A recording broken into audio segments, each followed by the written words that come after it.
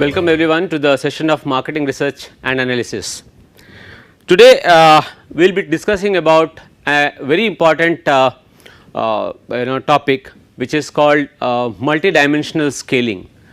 What is multidimensional scaling and why it is so useful mostly in the field of marketing is because it helps you in several ways in for example to identify the image of a product in the position of a product in the minds of the consumer, for example to identify gaps in the market, right. So that a company can maybe fit in a new product or a new brand in the space where there is a gap, right. So there are several uses which we will see later on, but multidimensional scaling is also referred as perceptual mapping, right. So it is something like the perception of individuals being mapped on a in the space, so that we can see what they feel about the various brands that the marketer wants to know about, right. So let us see how this is defined. Multidimensional scaling is defined as a class of procedures for representing perceptions and preferences of respondents, specially by means of a visual display, right. So it represents the perceptions of people and the preferences of people. Now many a times it has been, we have seen that people might prefer say something that they like a particular product or service, but at the end they buy something else. So why is this happening? What is the difference? You like something but you do not purchase maybe that product. So in order to understand this perception and preferences of people, multidimensional scaling comes as a very handy tool, okay. So let me give an example. For example, let us say a company wants to know on terms of a car company, automobile company for example, let us say on basis of fuel and let us say on design, right. You could take any dimension, right. So maximum generally we talk about 3 dimensions because that is the possibility, more than that it becomes highly complex. So on basis of this, suppose you place different brands of cars, let us say you Alto, let us say I am not, this is just hypothetically I am placing, let us say Mercedes, Benz, Mercedes Benz, for example this is let us say some other car, Honda Cities, right, City. So when the company is trying to when it takes the opinion of perception of people and places the products in the map in the 2D space, then there is a possibility to understand whether there is some kind of a gap. Maybe the company finds this is the obviously this is the positive, negative, right. So maybe this is a area where nothing is there. So the company can maybe target this place, or similarly the company can also find out some other space, other points in the space, so that it can understand whether there is any gap, so that a new product could be placed out there. So how do you do it, right, is the question. So let us see, perceived or psychological relationships among stimuli are represented as a geometric relationship among points in a multidimensional space, okay. These geometric representations are often called spatial maps, that is what I was trying to say, these are called spatial maps, okay. The axes of the spatial map are assumed to denote the psychological basis or underlying dimensions respondents use to form perception and preferences for stimuli. Now the question is, in this case I told you design and fuel. Suppose I would ask a large number of respondents and ask them which are the cars that they feel are very similar in nature. I am not asking them on what dimensions, right, but I am asking them, only requesting them one thing, they should not be comparing or finding similarities or dissimilarities on basis of too many different ways, okay. So somewhere I am trying to restrict them on 2 or 3 dimensions only or factors only, but not more than that. So but I am not saying which dimensions are they are free to do that. So when I am doing it, automatically when I get a large number of similarities or dissimilarities, automatically what happens at the end of the day, the respondent from the different similarities, we can understand on what basis, what parameter did these consumers, these respondents make their similarity or dissimilarity choices. So these attributes are basically what called as the dimensions, okay. So, the use of MDS is to identify, as it is said, you can see the number and nature of dimensions consumers use to perceive different brands in the marketplace. So, what are the dimensions? Could be, for example, in the car case, design, price, could be safety, could be technology, right. So, various dimensions that they could be using, right. Similarly, the next is what is the positioning of the current brands. So, let us say the current brand is, let us say Honda City we are talking about. So, what is the current position of the brand? So, if the company can know what is the current position of the brand, then automatically if it is good, then they can be rest happy. But if there is something else, or they find there is some mistake or there is some deficit, in that case those can be improved. Okay. Similarly, MDS is also used to understand the image of various products in the market, to segment the market. Obviously, when you identify the different target groups, it helps you to segment the market. New product development, as I said, you identify the gaps, and on basis of these gaps you can pitch in a product in the market, right. To assess the advertising effectiveness, suppose a company has placed an ad and it wants to know how effective the ad is, right. The impact of pricing, analysis of pricing, and the channel decisions. So, these are all the different kinds of utilities, some of the utilities that MDS helps us as to the marketers basically. Okay. So, what are the terms associated with MDS? First, it is called a similarity matrix, similarity or dissimilarity. So, basically what we use is similarity judgments are ratings on all possible pairs of brands or other stimuli in terms of their similarity using a Likert scale. Sorry. Let us say it looks like a correlation chart. Let us say A, B, C and D. So, so here what I am saying A, B, C and D. So, we are making similarities, we are trying to compare between the different various brands on basis of similarity. If they are very similar, let us say we will say it is 1. If they are highly dissimilar, then the ratings could be 6, 7, 5, 4, whatever as per the scale you have used. Okay. So, preference rankings, similarity and then preference. Preference rankings are rank orderings. Now, in a scale you could say, well, the similarity between 2 brands are like 5 or 1 or 7, but preference means in a set of products, let us say there are 15 products or 18 products, which one is the number 1 ranked? What is as per the preference of the consumer? And why it is important is that sometimes consumers on basis of similarity, they provide similar rankings to 2 different products, but when it comes to preference it entirely changes. So, 2 products might look, for example, let us say Colgate and Pepsodent might look very similar to on basis of similarity, but on preference one of them might be winning easily over the other, or maybe Dabur or something like some Ayurvedic stuff could be being preferred over the Colgate or Pepsodent, could be possible. So, the question is, the similarity and preference are different things. Stress. Now, this is a lack of fit measure. Higher values of stress indicate poor fits. Now, what is the stress? Let me explain you through a numerical term.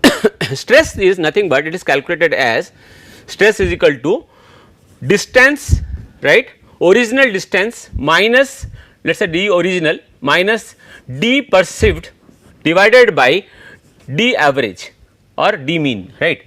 So, it is a ratio of the original value, original distance. Now, what is this distance we are talking about? The distance in the map or the spatial map, right. This distance is nothing but the Euclidean distance, right. So, you know how to calculate the Euclidean distance, the x2 minus x1 plus y2 minus y1 square root over. So, when we are talking about this value, if d0 minus dp or d0 and dp, d original and d perceived are very close, then what happens is that the stress value becomes low, right, and lower the stress value, that means the original and the perceived are similar. Okay. Spatial map. Now, perceived relationships among brands or other stimuli are represented as geometric relationships among points in a multi-dimensional space called a spatial map, and coordinates indicate the positioning of a brand or a stimulus, right. So, the coordinates tells us why Honda City is here as per its coordinates, right. Mercedes is here because of its coordinates, right. So, how do you conduct the multidimensional scaling, right. To first to start begin with is to formulate the problem. So, what is your problem? Let us say your problem is to identify the different brands of snacks available in the market, right, and check whether there is a scope for introducing a new snack. Okay. Obtain the input data. Now, input data is very important, especially in this case. The input data you have to bring in is like asking people the similarities of among the different brands available. Okay. Select an MDS procedure. Now, what kind of a process you are going to use, we will see that. Decide the number of dimensions, how many dimensions you want to use, 2, 3, right, should not be more than 3, as I said it becomes complicated. Then label the dimensions and interpret the configuration. You have to find out what dimensions people had used or respondents had used in order to get to create this similarity matrix. Finally, to assess the reliability and validity. This is done as usual. If you remember, we have been talking about having a set of samples, data set divided into two parts. One is the treatment and the other is the control, and the other is the holdout group, right. So, you have the data, test the data on one set and then check on the holdout sample test and check whether the results are similar or not dissimilar. So, specify the purpose for which the MDS results would be used. Okay. Select the brands or the stimuli to be included in the analysis. As it says, if you can see, the number of brands or stimuli selected normally varies between 8 and 25. So, anything above 25, it is very complex, difficult, because you understand when the person has to give a preference, he is comparing all the 25 brands, then he selects for the first one and then he selects among all 24 second one. So, it goes on and it becomes tougher, it is a very tough challenge. Okay. So, too many is not very good. The choice of the number and specific brands or stimuli to be included should be based on the statement of the marketing research problem and the judgment of the researcher. So, what is the problem you are trying to study? So, on basis of this problem you will decide what kind of a number we will have. So, the input data now for the MDS scaling. The input data is basically, as you can see, is based on perceptions or preferences. Now, perceptions, as I said, directly you can have a perception score by just asking people what is the similarity between several brands, let us say Colgate, Hindustan, Pepsodent, let us say for example, the Dabur, Lal Dant Manjan, different brands of toothpaste I am talking about, right, Meswak, right, and then I am asking how they are similar. This is a direct case. In a scale of maybe 7 Likert scale they can say something. Or the other way is derived attribute ratings. Now, attribute ratings by deriving. Now, what am I doing is I am giving several attributes. Now, I will show you there, it is there. The several attributes could be, let us say, how it is cleaning the teeth, how it is, what kind of fragrance it is having, how freshness it gives. So, all these things are the different attributes. On basis of this attribute, the score that people give, I can derive a score. Okay. The next is the preferences. So, preferences is the rank orders which we are already discussed. Now, let us look at this perception data. Now, this is a direct approach. As you can see, now Crest versus Colgate, Aquafresh versus Crest versus Aim. So, very dissimilar is 1, very similar is suppose 7. Now, it could be you can use it up to your wish, but the way you like to, right. So, we are saying highly similar is 7 in this case and highly dissimilar is 1, right. So, sometimes you can also say highly similar is 1 and highly dissimilar is 7, it does not make much of a difference, it does not matter, okay, but your understanding has to be clean. So, the number of pairs to be evaluated is obviously n into n minus 1 by 2. Suppose there are 8 pairs.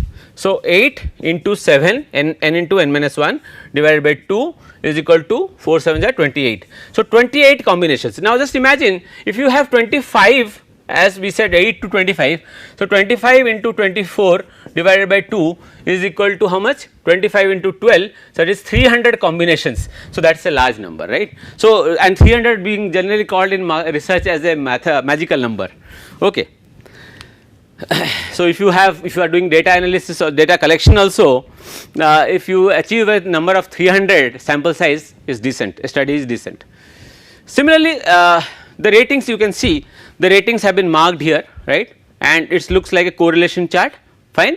Now, if you look at Ecofresh to Ecofresh, it will be nothing, 0, because it is 1, obviously 1, crest to crest 1. So, it is we use a lower triangular matrix or a upper triangular matrix. Now, this is a case of a lower triangular matrix, right. Correlation matrix. Now, perception data is, this is what I was talking about, the different perception attributes, and once this data is if attributes are obtained, a similarity measure is derived from each pair of brands. Now, once the respondent on basis of these attributes, once he collects the data, then finally he can use this data as also for the as a input data. Now, obtain input data direct versus derived approach. Now, what is the difference? If you have a direct, it is easy, there is no doubt about it. The researcher does not have to identify a set of salient attributes. The direct approach has the following advantages. So, these are the advantages, okay. But the disadvantages are that the criteria are influenced by the brands or stimuli being evaluated. So, this is the disadvantage. The disadvantage is that the criteria of selection is being influenced by the brands, right. So, this is a disadvantage with the direct approach. Furthermore, it may be difficult to label the dimensions of the spatial map, because you can't say on which dimension actually the person has evaluated, right. So, that is a clumsy thing. On the basis of the attribute based approach, which was the second one we saw, it is easy to identify respondents with homogeneous perceptions. Obviously, people who have got a similar thought process or a can be easily grouped or identified. The respondents can be clustered based on a attribute rating. Obviously, I said that if their similar scoring is being given, then they can be clustered together. It is easier to label the dimensions, because more or less the dimensions remains the same, right. The disadvantage is that the researcher must identify all the salient attributes, which is a difficult task. Now, yes, suppose you miss out some of the important attributes, let us say as per teeth cleaning, one of them could be like the amount of quantity, let us say in the toothpaste. Now, maybe that is an important attribute for people to select a brand, but now suppose you have missed it, then automatically the explanation power will go down, so it will drastically fall down, okay. The spatial map obtained depends upon the attributes identified, okay. It may be best to use both these approaches in a complementary way. Direct similar judgments may be used for obtaining the spatial map, and attribute ratings may be used as an aid to interpret the dimensions. So, what is saying? Let us club both the methods or use both the methods, right. The first method, direct method, can be used for obtaining the spatial map, that means this map, right. So, to this map, and the attribute rating can be used to identify the dimensions, okay. Preference data orders the brands, as I said, in terms of respondents' preference for some property. So, as I said, the person could be respondent could be giving you a similarity of two different brands, but while going for a preference, he is only selecting one of them, and the second one, which is highly similar, he is keeping it at a very low preference for some reason, we do not know, okay. So, a common way in such in which such data are obtained is through preference rankings, okay. Alternatively, respondents may be required to make paired comparisons and indicate which brand they prefer. Now, for example, as I said, let us say Colgate versus Pepsodent, let us say Colgate versus Crest, let us say Crest versus Dabur Lal Dant Banjan. So, you have to make those combinations pairs, right. If you remember when we were talking about scale also, we were making paired comparisons, right, paired comparisons, non-paired comparisons. So, we were comparing between two different brands, okay. Another method is to obtain preference rating for the various brands, okay. The configuration derived from the preference data may differ greatly from that obtained from the similarity data. That is, I have been repeating, right. Two brands may be perceived as different in a similarity map, yet similar in a preference map. So, people are on basis of preference, they like the same, two different products similarly, but in case of similarity matrix they are highly differently placed together. So, that is the complexity. Now, how to conduct? Selection of a specific MDS depends upon whether perception or preference data are being scaled, or whether the analysis requires both kinds of data. So, we have seen sometimes perception based, sometimes preference based, similarity versus preference. So, which one you are using? Similarity we are using to find out a spatial map, and preference ratings are being used to find the dimensions. Okay. The nature of the input data is a very important thing. Although whether your data is metric or non-metric, the results are not going to change much, right. But still, if it is a non-metric multidimensional scaling, which is ordinal ranking basically, it assumes that the input data are ordinal, but the result is again metric output. In the metric multidimensional scaling method, the input data is metric, and this is preferable. Why? Because the output is going to be metric in nature again, right. So, since the output is also metric, a stronger relationship between the output and the input data is maintained, and the metric qualities of the input data are preserved. So, that is the benefit. Okay. But as you can see at the end, the metric and the non-metric methods produce similar results. Another factor influencing the selection of a procedure is whether the MDS analysis will be conducted at the individual or the aggregate level. Now, that is very important. Now, what does it mean? See, you can conduct multidimensional scaling. The beauty of this method is that it can be done for an individual case even or a single respondent, but you can also do it for an aggregate level. That means, you take the opinion of 300 respondents and take an average of it and use that as a score, right. So, what are you using as a study that influences the process? So, at the aggregate level, it is assumed that all the respondents use the same dimensions. Now, individual level versus aggregate level, in the individual level you know whether the individual has what kind of dimensions he has used to make the comparisons, but when you are using, let us say, the aggregate score of 300 or 200 or 100 people, then there is a problem. You do not know which dimensions have they actually utilized to make those comparisons. So, in such conditions it becomes slightly difficult to manage the aggregate part, but aggregate is obviously more preferable because it is giving a wide opinion, result of too many people at one go. So, that is more preferable. Okay. When you conduct the multidimensional scaling, you have to decide on the number of dimensions, right, as I said, but the number of dimensions should be limited to 2 or 3, right, not much. A priori knowledge, that means theory or past research may suggest you a particular number of dimensions. So, if you say on what basis are the cars being compared, so you have some knowledge, correct. Cars are being compared on basis of the brand, from where they come, for the price, the efficiency, right. So, let us take 2 or 3 important ones, right. Generally, interpretability of the spatial map. Now, to interpret the spatial map, that is the perceptual map, right. Generally, it is difficult to interpret maps derived in more than 3 dimensions. That is what I was talking about. If you have more than 3 dimensions x, y and z, then it is difficult to interpret. Okay. Elbow criteria. Now, this is, if you remember factor analysis, I had explained there is something called a scree plot.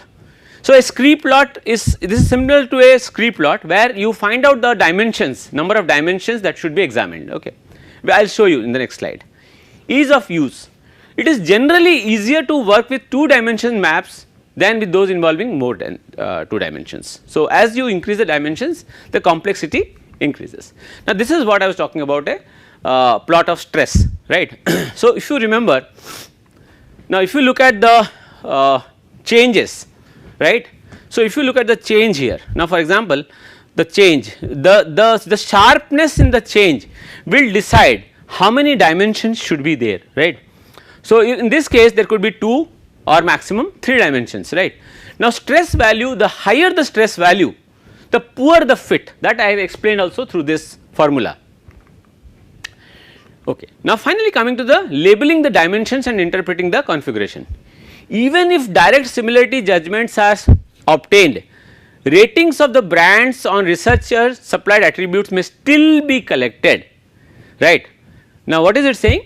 Even if direct similarity judgments are obtained from the people, respondents, ratings of the brands on researcher supplied attributes may still be collected using statistical methods such as regression, right.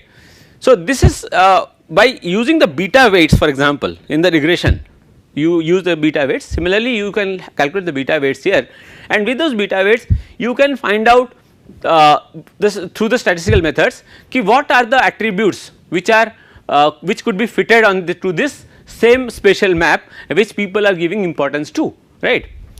After providing direct similarity or preference data, the respondents may be asked to indicate the criteria they used in making the evaluation. So, once you have after providing the similarity data people have given to you, then you can even ask the people on what basis did they make the evaluations. If possible, respondents can be shown the spatial maps and asked to label the dimensions. So, instead of you doing it, you can even take the opinion of people and ask them please provide the dimensions that you have used to make this analysis. Okay. If objective characteristic of the brands are available, these could be used as an aid in interpreting the subjective dimensions. Now, this is very important. Sometimes through our past research also we have some data available to us. We could use these data also to interpret the dimensions of the spatial maps. Okay. Now, look at this case. Now, the a spatial map of toothpaste brands. Now, the different, this is a spatial map, right, and if you look at the spatial map, if you look at this, right, the different these are the scores, right, and if you look at Colgate, Aquafresh, Crest, Aim. So, it looks like this brand, for example, Ultra Bright, Pepsodent is very different from Colgate, correct, but as I said, although it is on a similarity it is so different, but on basis of preference it might not be, people might be purchasing it differently. Now, using the attribute vectors, for example, we have taken 3 they have calculated on basis of the regression 3 attributes: fight cavities, whitens teeth, clean stains. On basis of clean stains, if you can see, DentaGuard is the closest. In basis of whitens teeth, it is close up. In basis of fighting cavities, it is Crest and Colgate. So, these attributes can be used. These are the attributes which, as I said, if you remember, on basis of the attributes also you can find out the scores, the similarity scores. So, on basis of these attributes you can say how these brands are distributed in the spatial map. Okay. Finally, is to come to assess the reliability and validity. R square, the index of fit R square is one of the used values here, is a squared correlation index that we have also done in the regression chapter also when we did a session of regression, right. So, that indicates the proportion of variance optimally scaled data can be accounted by the MDS. In fact, the R square tells you how much of explanation is happening. So, a value of 0.6 or better are considered acceptance. Stress values is very important because the stress values, higher the stress values, poor the fit. As you can see, stress values measures badness of fit or rather goodness of fit. You can tell stress measures the badness of fit because R square measures the goodness of fit. So, higher the stress, poor the fit. So, stress values of less than 10% are considered acceptable. Okay. So, goodness of fit, if you see 0.2, it is if your stress is around 0.2, it is poor, the fit is poor. If it is 1, fair. If it is 0.050, good, 0.025, excellent, and 0.000 is perfect. It will be 0.000 only when the original data and the perceived data are equal or same, correct. If an aggregate level analysis has been done, the original data should be split into 2 or more parts. Now, suppose you have done the analysis on the aggregate data, you do not know what dimensions people have used. So, in order to ensure the validity, split the data into 2 or more parts, right, and make the analysis on separately on the both the parts and compare the results. Okay. Okay. So, these are some of the things which I am not going to discuss much. So, finally, one more thing, if you sometimes feel that one brand particular, let us say you have used 10 brands and one brand is, because of one brand the assessment is not being very poor, there is a instability. So, it is better to identify the most the brand which is very different from the rest and to delete that and then check whether there is a better stress value or stability, right. So, from earlier studies also you can see this is the ideal point. Ideal point is something which is done, which is used through early past researches. From the past data that you have collected on similar studies, you can say what should be the ideal point for a good, let us say, toothpaste, right, and on basis of this ideal point you can make also comparisons. Now, limitations. These limitations are okay. So, I am not getting the limitations much because there is not much of limitations in this. Still, let us go to a few. A limitation of MDS is that dimension interpretation relating to physical changes in brands or stimuli to changes in the perceptual map is difficult at best. Now, this is a limitation, right. So, this is a limitation that the interpretation relating to physical changes, right, is difficult to understand or to interpret. Okay. Similarly, MDS assumes that the distance between two stimuli is some function of that partial similarities. Now, this is a limitation, right. This is a, now what is saying, it assumes that the two stimuli, the distance, the Euclidean distance between the two stimuli is some function of their partial similarities. So, but it might not be. It could be something else, right, there could be some other reasons also.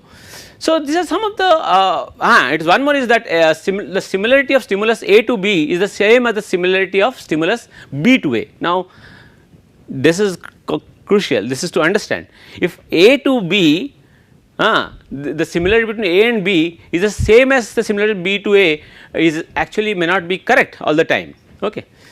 So, well, this is the last, I think. So, I am going to close it. So, scaling preference data, there are two types of internal analysis of preferences and external analysis. Internal analysis is the spatial map that has been built on basis of the data that you have collected from the respondents, and the external analysis is the ideal points of vectors based on preference data filtered in a spatial map derived from perception from past data, some past record, right. And this representation of both the brands and respondents as points in the same space by using internal and external analysis is referred to as unfolding, which is, I think we should not, let us not get into that. But yes, I can tell you the external analysis of preference is the data which has been used, collected from the past, and that is being used in the for the analysis. Okay. External analysis is preferred in most of the situations because already some research has been done and people have found out, and those can be used to make a study. Okay. Well, this is all we have for multidimensional scaling. I hope you have understood the meaning of multidimensional scaling, how you should have the input data, and once you have the input data, it is actually, let us not get too much deep into it, let us understand from the brief. It is used to helpful to understand the similarity, and through the similarity you can identify new opportunities, new products, the positioning of the product in the minds of the consumer, all these things, right.